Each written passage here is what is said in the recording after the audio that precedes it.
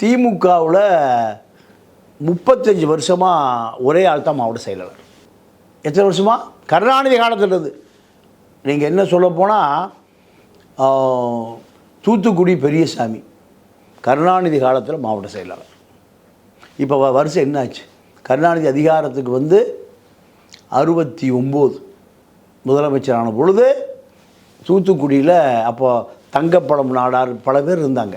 அண்ணாவுக்கும் சம்பத்துக்கும் சண்டை வந்த பொழுது அடியாட்கள் தான் மாவட்ட செயலாளராக தேவை.